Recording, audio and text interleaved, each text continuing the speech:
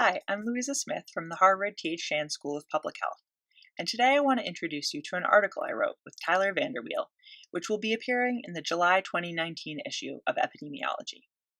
In this paper, we introduce a simple sensitivity analysis for selection bias, based on bounds for the risk ratio or the risk difference.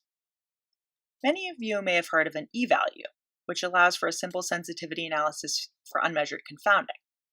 Well, our new approach to dealing with selection bias is kind of like that.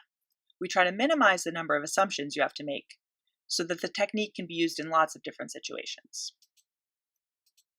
However, there are still choices that the investigator can make when doing a sensitivity analysis for selection bias.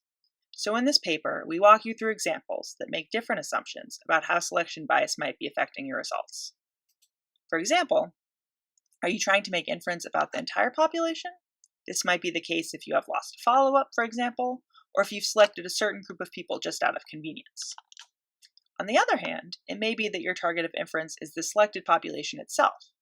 It turns out that in this case, you have a different bound for the extent to which your result may be biased.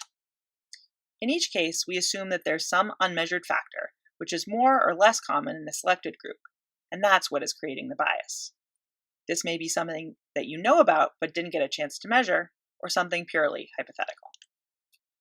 To go along with each of our examples, we use directed acyclic graphs to demonstrate how this unmeasured factor, which we refer to as U, can create bias. The unmeasured factor can be binary, categorical, continuous, or any number or combination of variables. Our sensitivity analysis method allows you to either construct a bound based on plausible magnitudes for the relationships between U and the other variables, or to come up with a summary measure that describes how strong the selection bias would have to be to explain away your result. This summary measure works a lot like the e-value for unmeasured confounding does.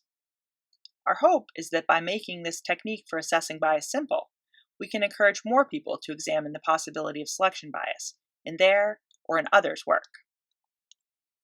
So we hope you enjoy the paper, and we invite you to try it out on your own or online